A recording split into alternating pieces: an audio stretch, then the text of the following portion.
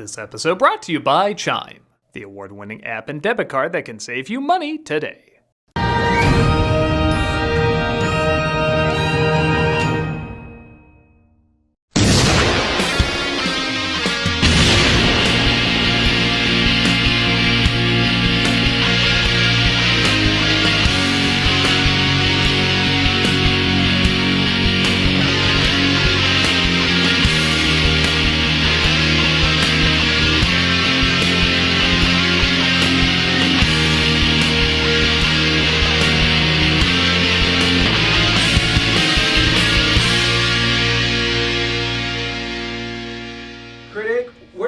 The studio lights were? In the back room where the lights don't work. Just realizing the irony of that. What is it? Something scary about this room. Oh, come on, Tamara, it's fine. I don't know what it is. There's just always been something unsettling about it. Look, all you gotta do is take out your camera phone, turn on the light, and... And then he came in, and he was like growling at me like a cat, like hissing but cool, and Hello. Oh, it's a Philo Barnhart. What the is a Philo Barnhart? Oh, he's an animator that worked on a bunch of Disney and Don Bluth films. Every studio has one. How in the are we supposed to know that? Well, because he worked on a lot of movies you might recognize. He worked on Beauty and the Beast and The Little Mermaid. In fact, he was one of the original designers of Ariel and Ursula, animated in Dragon's Lair and An American Tail. He even provided voices in them from time to time. Stop that bouncing! Stop that bouncing! Wow, that's actually really cool. Yeah, you want to stay away from him, though. What? Why? That's the guy who designed The Little Mermaid and Ursula. Actually, a lot of people assumed she was based on Divine, but there was another inspiration. It was a man by the name of Max Kirby, and he modeled a lot of her movements for us. See, that is so interesting. Why wouldn't you want us to know that? He tells interesting stories to eat people. Jesus with sprinkles. Philo! Reminiscing makes me hungry for human flesh. Yeah, so don't give him any attention. But Critic, he might have some interesting stories. Nah, he just wants to eat you. But aren't you reviewing a Don Bluth movie? Ooh, which one? Secret of NIMH. I worked on that film. Really? That's one of my favorite movies of all time. Oh, I have lots of stories about making that film. Did you know we had to change her name from Frisby to Brisby because of the toy that you throw? Holy smokes, I had no idea about... Are you eating my toe? No. Then how come I only have 9 toes? Coincidence. See, Critic, if we survive this, it's gonna be so much fun! I'm gonna regret this, aren't I? Deliciously so, yes. See, deliciously so. All right, let's get to it then.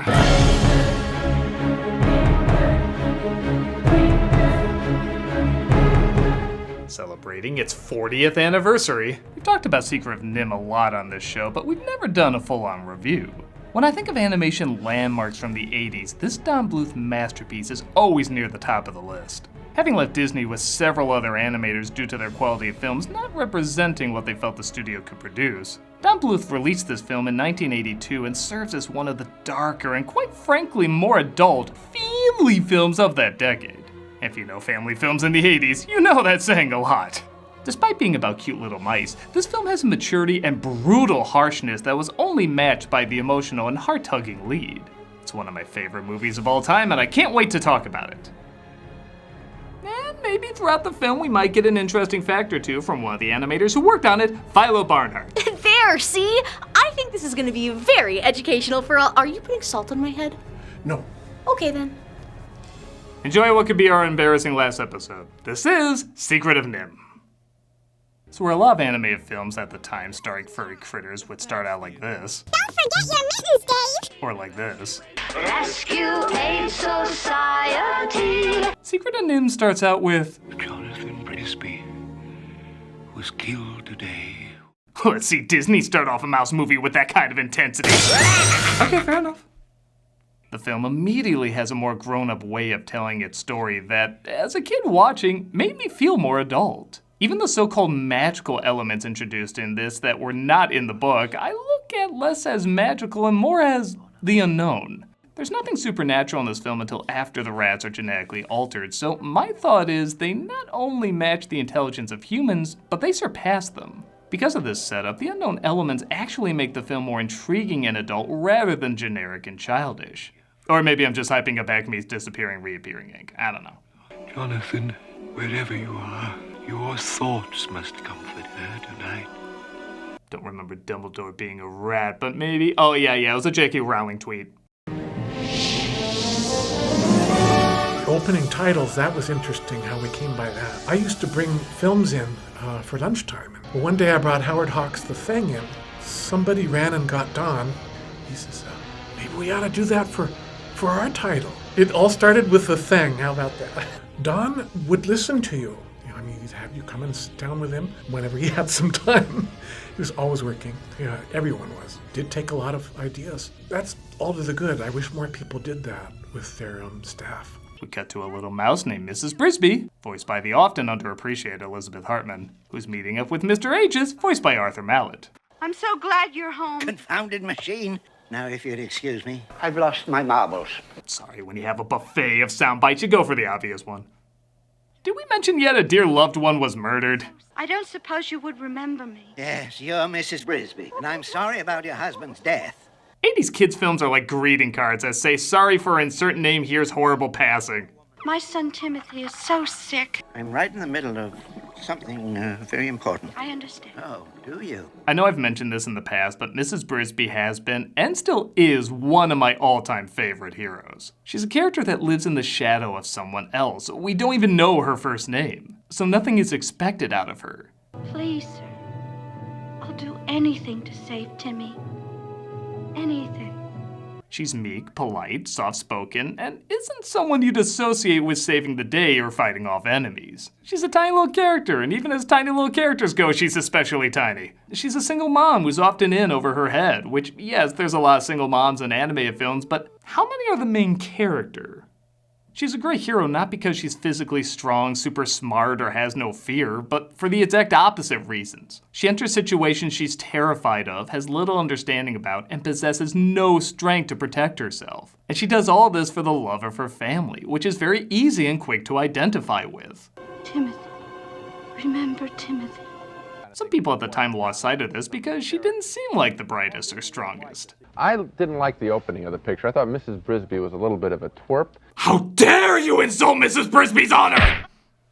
But in a time where, yes, a lot of women in kids' films are more fleshed out, but others are made too perfect to be interesting, here's a character who has many weaknesses but constantly tackles them to be stronger. I get much more inspired seeing Mrs. Frisby bravely enter this cave than Mulan nonchalantly battle an entire army. Yeah, I hate to break this to you, but literally just 2 years later, we got Punky freaking Brewster, which you yourself introduced me to by mentioning her in some of your earlier reviews, Doug. I see no reason why a woman wouldn't do as well as a man. You shall be called Punky Brewster, the brave. Does this movie like to dress their heroines like an imploding Punky Brewster? Critic, I don't think the girls in the 90s wore this many hair products. I look like Punky Brewster's recycling bin.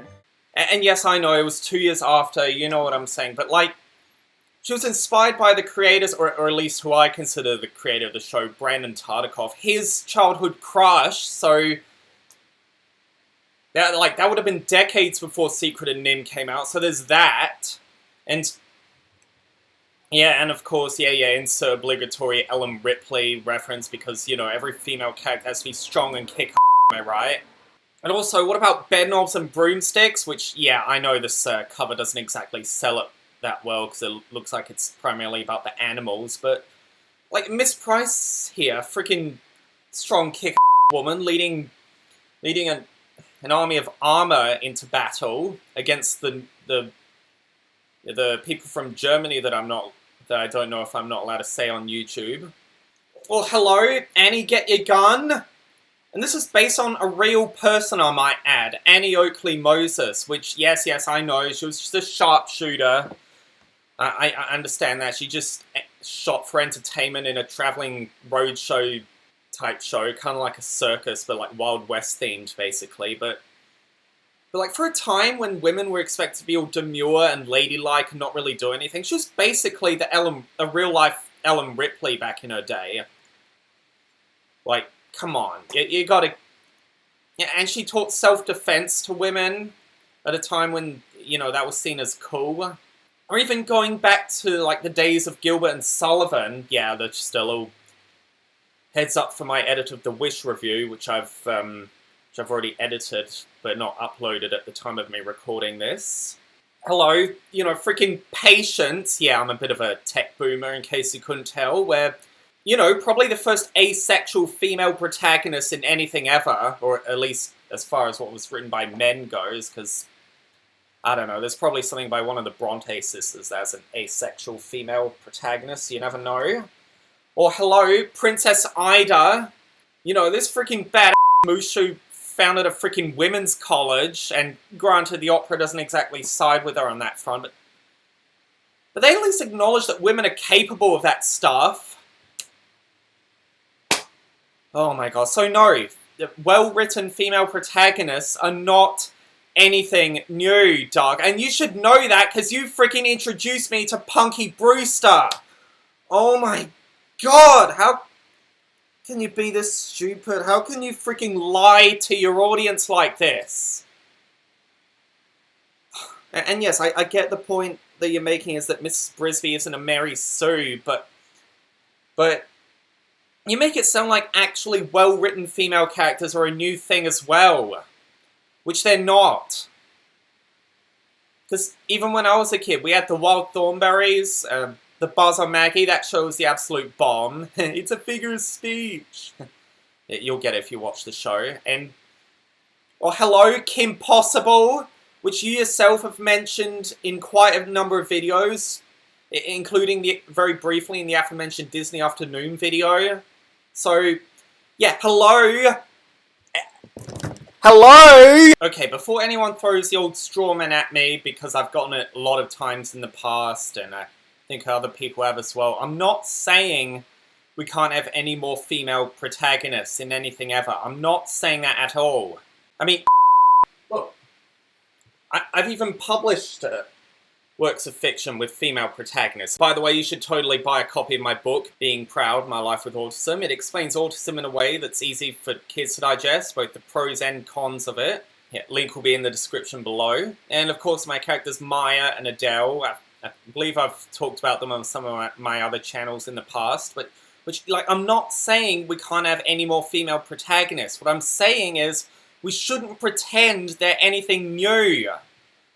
Because 99% of the time, there's always going to be well-written female characters that came before. And I say 99% of the time because there's only so far you can go back. But it's a lot further back than Doug is making it out to be. Just because you, Doug, didn't watch a lot of shows with female protagonists because you dismissed them as being too girly or whatever, or a lot of the time they were just on the shows that you watched, they were just the love interest or the token woman or the sexy lamp. That does not mean that's the case for every female protagonist at that time. Anyway, just want to get that little PSA out there, so yeah, back on with the video. Your son must stay in bed. Bundle him up. Frisby goes to Mr. Ages because her son Timmy is sick. Not just because he read the script for the film he's going to star in, but because he has pneumonia. Ages gives her a medicine, and on her way back, she runs into Jeremy the Crow, played by Don DeLuise. What's cooking around here? Nah, that's a different J. Crow. Lady, don't sneak up on me like that. I didn't mean to frighten you. I love too this movie knows when to use the beautiful Jerry Goldsmith score and when to have it shut the up. This comedic scene with him is cute, but goofy music would have ruined it. They spot the house cat named Dragon heading towards him, and if there was silly music here, the scene would fall apart. Does he see you? Yes, he's headed right for us. Fast or slow? Medium. Make that fast. Without the music, though, it's both a little funny and kind of terrifying. It's legit suspenseful not knowing if this is going to be a silly joke or an intense chase. Does he see you? Yes, he's headed right for us. Fast or slow? Medium. Make that fast. I think that was a collective thing. Like allowing your characters to settle, they allowed the soundtrack to settle. Also, there was not going to be anyone bursting into song either. That was done by an off-screen singer. It's almost like a narrator singing. Dream by night, wish by day. See, Critic? He's got all kinds of interesting info. Yeah, is that your hand he's eating? Philo! I'm a sucker for lady fingers. Well, it turns out to be both, as at first it looks like it's just a rabbit. You got yourself all worked up over a rabbit. You! But Don Bluth's diehard cat hate attacks as the feline tries hunting him down with the friggin' eye of Sauron, which I think most cat owners know is a common condition. There is no life in the void.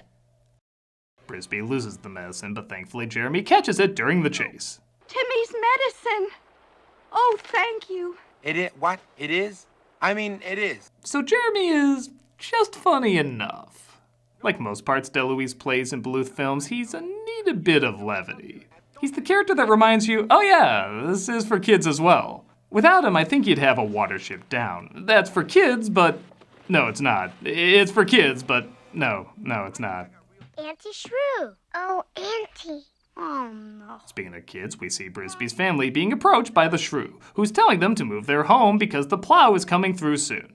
I'm not afraid of the dark. What? I'm not afraid of the farmer. I can't hear. I'm not even scared of dragon. I was actually shocked to find some of these kids were names in the making, like Shannon Doherty and Will Wheaton. I also love they're not just made up of adorable one-liners, they're kind of little Martin. Precocious monster. Bossy bullfrog. Spoiled brat. Loudmouth. Shut up, Wesley. Oh, this will all go better when Eric Idle voices him. And no, I can't promise that's the last Timmy to the rescue joke, and neither would you. Timmy gonna die? No, sweetheart. He's just very sick. Tying in again to what this movie doesn't show us, it's interesting how little we see of Jonathan and Timmy, who are arguably the driving forces that set her story in motion. But again, they don't need to be shown. You see the way she talks about Jonathan and the way she looks at her son, you instantly understand the love she has for both of them and connect with why she's putting herself in so many perilous situations. Though I don't know, I think a lot of his sickness is just from putting this thing in the room. I wouldn't be well if I had to sleep with that across from me. It's just another poltergeist waiting to happen. The techniques we were relearning as far back as Sleeping Beauty because Walt Disney at the time said no more of this expense. Expense was just killing them on that film. Well, Rescuers was still using the black line Xerox, and they were also not filling in the characters' eyes. Done a little like the Hanna-Barbera characters. We were sealing off eyes and putting irises and eyelashes and all kinds of things.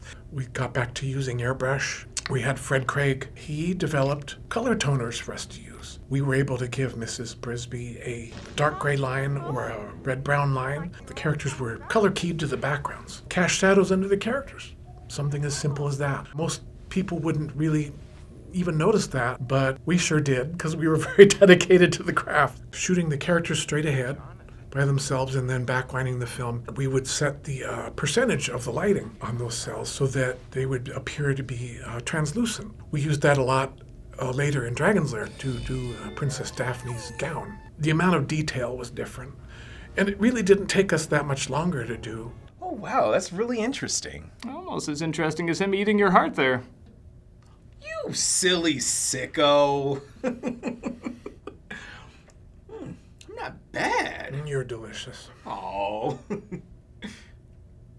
following day, the house is attacked by the rotoscoper, but Frisby is unable to move Timmy, so she tries to stop the machine. This whole scene is like that quail being shot scene from Bambi, stretched out to 3 minutes. Again, it's interesting, Frisby isn't the one that stops the machine. She rushes in, but doesn't know what to do, leaving the shrew to figure it out. Every scene is like a progression of how braver she gets, which again can't be shown unless we understand how truly terrifying these threats are. Oh, and this ain't a world where you can just cry it out. When someone tears up, you're told to shut up. Stop it. In fairness, this did play better than the original cut. Calm down. Calm down. Get a hold of yourself. She's encouraged to see the great owl, who naturally eats mice, but is said to be the only one who'd be wise enough to help. She puts her life on the line and enters Madonna's where she finds him waiting. I am the great and powerful owl. Why have you come? The great owl, played by John Carradine, says the only thing to do is to move her house. He doesn't give much detail, though, until she brings up that her name is Frisby, and that her husband was Jonathan. Frisby. Mrs. Jonathan Frisby? That owes me $80. Go to the rats. Ask for Nicodemus. Now, in the commentary, Don Bluth said that the owl and Nicodemus has similar eyes and beards, and that wasn't by accident. Now, is this to be taken literally, like they're the same and he can transform? They sure do seem like different characters, but they do have similar traits. Do they have some psychic link? Is this from their intelligence growing from NIMH? There can be a lot of theories on this, and that's what I like. The movie knows what details to give you and what to leave vague. So instead of one of these unknown elements leading to one conclusion, like always follow your heart or your dreams or something, there's a lot of different theories you can draw from it.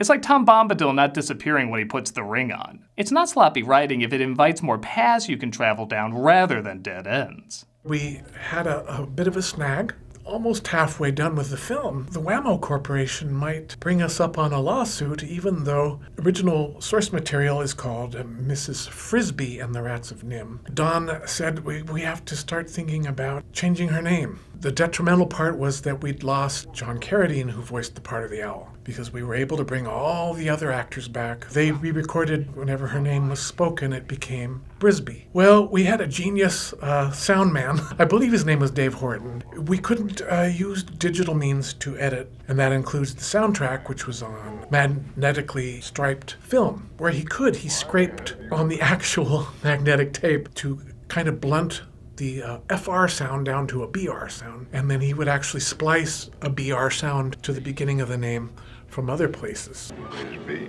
Mrs. Jonathan Frisby, Frisby, Mrs. Jonathan Frisby. Okay, I'm sorry, I have to interrupt. Is that Tamara's eye? Critic, you are making a mountain out of a molehill. Oh, could you pass the barbecue sauce? Oh, yeah, of course, buddy. Here you go.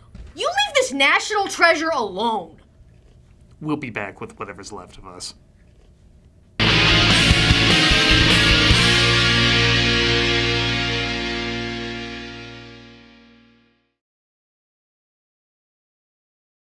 Merry Christmas, honey. But it's not Christmas, it's July. It must be Christmas because I got you Chime. Chime? Chime. What is Chime? Chime is Christmas, or a gift that's so good it's like Christmas. Continue, husband or boyfriend. No one likes waiting on a paycheck, especially when you've got bills due. Good thing there's Chime. That's the thing you said. It is the thing I said. Now you can get your paycheck up to 2 days early with direct deposit. That's up to 2 more days to save, pay bills, and generally just feel good about your money situation. Tell me Chime is more than just about getting paid early. It is. Gasp. It's also an award-winning mobile app, checking account, debit card, and optional saving account. I have never experienced anything better in my life, and I literally poop gold. Well, then what are you waiting for? Hopefully not your paycheck. Ha ha ha ha! Get started with Chime today. Applying for a free account takes less than 2 minutes. Get started at chime.com/nostalgia. That's chime.com/nostalgia. Oh, can I say the thing most people read fast? No, banking services and debit card provided by the Bancorp Bank or Stripe Bank, NA members, FDIC. Early access to direct deposit funds depends on payer. Oh, this is the happiest July Christmas I've ever had, because I got you something too. What? Break No, God! No, God, please, no! No!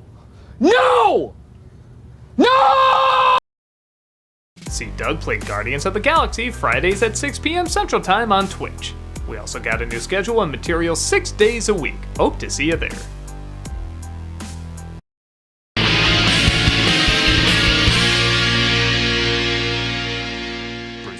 To the rose bush where the rats are hidden, but Jeremy interrupts and she tries to get rid of him by saying someone needs to look after her kids. Kids love me, and I love kids.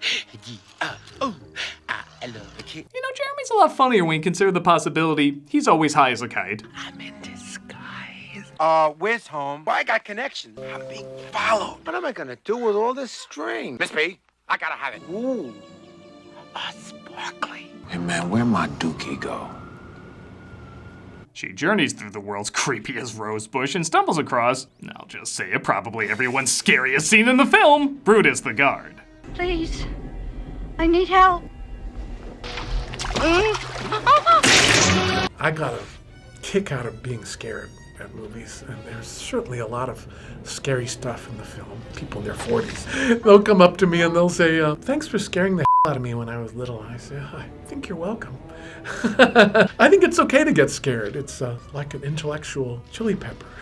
You know you shouldn't eat it, but boy, it's fun when you do and you overcome it. A terrifying, but honestly pretty bad guard lets Frisby escape where she stumbles across Mr. Ages. Her seeing the owl impresses him so much that he decides to take her to see Nicodemus, who she discovers is the leader of the rats. She's also introduced to the captain of the guards, Justin, played by Peter Strauss. Okay, just a joke. I didn't mean any harm. It is an honor and a privilege, my lady.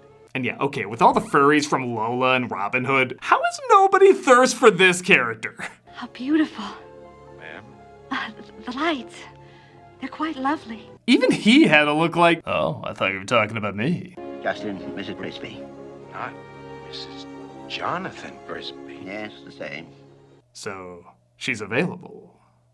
We discover the rats are stealing electricity from the farmer to work on their many projects. Their many X-Men mutant power projects. So they're working on a plan to move from the rose bush so they don't have to steal electricity anymore. But some rats, like one named Jenner, want to keep stealing the power and stay where they are. Hear me.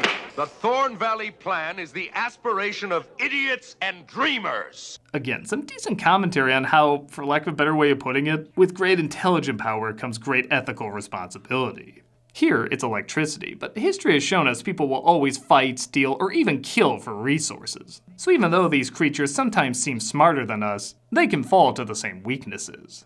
Backgrounds, we had a great group of guys. Ron Diaz, what a painter. There was just nobody like Ron. They were meticulous, beautiful, just flawless. My other friend in the department was Don Moore, who I'd met on Star Trek The Motion Picture. Had a looser style, but all those opening shots of Nicodemus writing in the book, the candle being lit, that's all watercolor washes. That one beautiful background of Mrs. Frisby finally getting into the central area of the rats, colors and everything, that was his. There's an architect named Gaudi that did a lot of cathedrals and things in Spain, natural freeform things, and he got a lot of that feeling in there. That's great, really cool. Are we just gonna ignore that you're eating Malcolm's skull? Quiet, critic. You're interrupting the magic. Yeah, it just doesn't faze me anymore.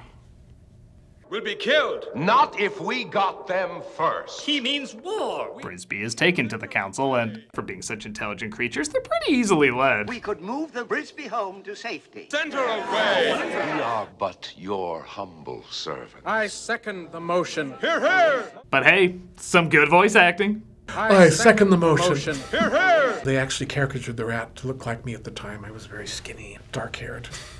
I smell an opportunity. Jenner and his Jeff Dunham eyebrows have a plan to sabotage the moving of the house, but it'll have to wait as, again, we kinda have to remind ourselves there's kid stuff in this too. I know you're in league with those rats. Teresa, Martin! Feed on him, children! The rats, they're friendly. Good. Tonight. Stay. He lets them know Frisby is with the rats and they're gonna move their house, but they don't believe it. Nothing much to comment on, except how hard did the shrew pull on this kid's arm? There you are! Frisby is introduced to Nicodemus, played by Jacobi. A very combustible Jacobi, who tells her that the rats were experimented on by NIMH, making them smarter than anyone could have imagined. Also, it was Jonathan that allowed them to escape when he could have just fled on his own. My family. I know of your needs. There was a lot of what we call pencil mileage on him. All that fur and everything had to follow through from frame to frame. Glowing eye effects for both the owl and Nicodemus was actually a series of masks. They would cut the eyes out. They had hundreds of these things corresponding with the drawings. They would dial up the bottom light. They also used a diffuse filter on the camera to fuzz it out so it didn't have a hard edge. When they needed him to get excited, they would dial up the percentage so that they got brighter. It is grainy, but that only adds to it. She also discovers exactly how Jonathan died from reading Nicodemus's journal. And tell me this isn't the most heartbreaking delivery from Elizabeth Hartman. He was killed today while drugging the farmer's cat. She also discovers that Jonathan never told her about the rats because the injection slowed their aging process. You see, you would have grown old while he remained young. Me and Mr. Ages were like 11 bajillion years old. She's given something only known as the stone, which again is kept very vague as to what it is and what it can do. But it has a power when worn by someone with a courageous heart. You can unlock any door if you only have the key. I feel like that's the equivalent of... She only won because I lost. I volunteer for Dragon. Oh, no, Mrs. Brisby. Another element that invites a lot of intrigue is why Brisby volunteers to drug Dragon while they move her house. Again, there can be a lot of reasons. Maybe she wanted to make up for not saving her kids before. Maybe she feels she's not doing enough to help out. Maybe she thinks doing so somehow makes Jonathan's death mean something. Even she's not entirely sure. Thank you. Oh, I must be crazy. Goodbye. I must be crazy. The character is so good, though, it doesn't need to be explained. You can put your own reason in, serving as a Rorschach test. On that note, the scene of her drugging him is also mad intense. It's not even when she actually does it, it's the build-up to it. Again, the lack of music really lets the realism of the scenario sink in. I don't think I can do this. Yes, you can. Concentrate on the bow. Don't look at the door. She's caught by a kid in the house, though, and kept as a pet, allowing her to hear a phone call from NIMH, which plans to destroy the rose bush holding the rats. I love how this is essentially a huge cover-up and they're trying to destroy information of what they created, but the farmer's just happy it's a free service. Bulldoze that rose bush right out of there. I want those rats exterminated. Now, there's no charge. I just have to take an eye exam? Yeah, I'm fine with that. Frisby escapes just as Jasper cuts the line, dropping the house on Nicodemus, killing him instantly. One day we shall journey to Thorn Valley, just as Nicodemus wanted. But not now. It will be placed on permanent... Frisby tells them that NIMH is coming, but Jenner tries to stop her, resulting in Justin putting together that he killed Nicodemus.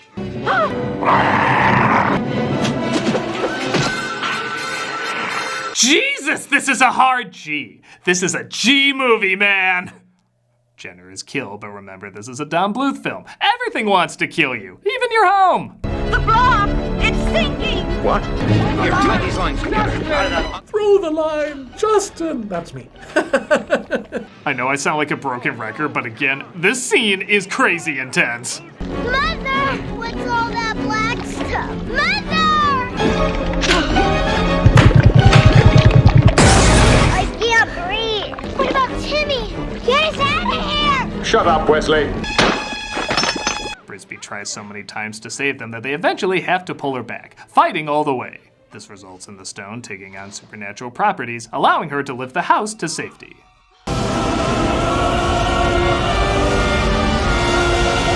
So in the story clearly showing a battle between nature and science, I like that the unknown plays a big part at the end. I don't think it's far-fetched to say that the unknown elements, especially the stone, have a strong connection to faith. I doubt it's a coincidence some of this imagery is very similar to religious imagery. The meek and kind obtain otherworldly abilities. There's even some stigmata, as the stone burns her at first, but she still bravely grabs it, taking on the pain. In the book, there is not a lot of closure for who lives and who dies. So that was an invention of Don's. I think it was a good call. He knew there was no magic amulet in the original book, but he needed to come up with some kind of vehicle where she could become the hero. Here they were trying to save her all the time, and she ends up saving all of them. But he got a lot of for that. By keeping it vague what the stone exactly is, I think it equals more than just believe in magic. Kindness and a simple acceptance of what you don't understand can also have a great power. Really is kind of a religious imagery. They even asked John Pomeroy, very staunch Catholic, how do you feel about this, John? Do you think this is going to fly or is this going to offend people? He says, no, I think it's great. It symbolically shows how she's grown. She's taken on more of a status than just this little widowed field mouse. Now they're all bowing to her, you know? And yeah, did I mention yet that music's spectacular?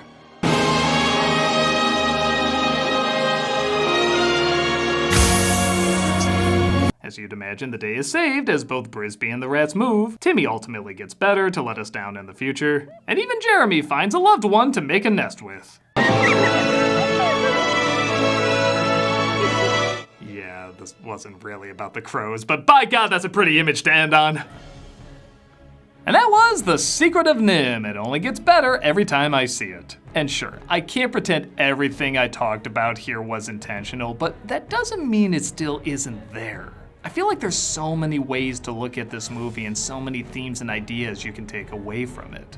Because they know what to be detailed about and what to be vague about.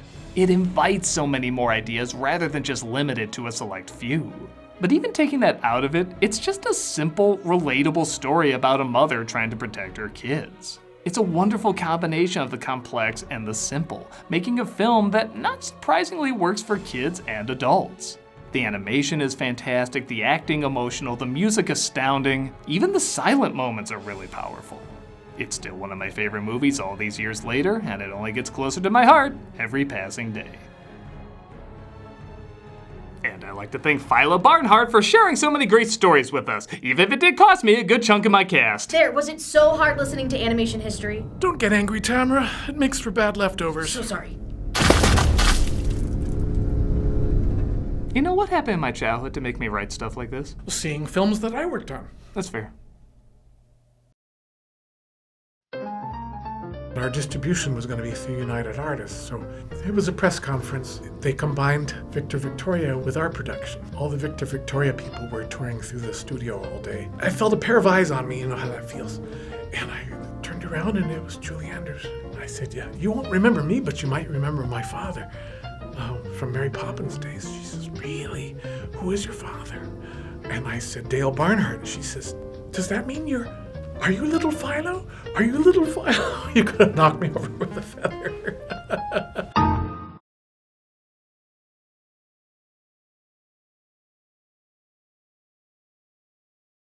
Shut up, Wesley. Hey everybody, Cameo for Charity is still going great, and all through the month of July, we're doing Raise a Child. Raise a Child is the nationwide leader in the recruitment and support of all prospective parents. They host free information events and parent matching events to help support growing families, and through the process of fostering and fostering to adopt, they offer resources and guidance. So if you want a cameo from me saying happy birthday or good luck or whatever, just click on the link below and the money won't be going to me, it'll be going to this wonderful organization. And even if you're like, screw your face, I don't want a cameo from you at all, well at least give this organization a look. It's got a great rating on Charity Navigator and is well worth your time. Click on the link and check it out.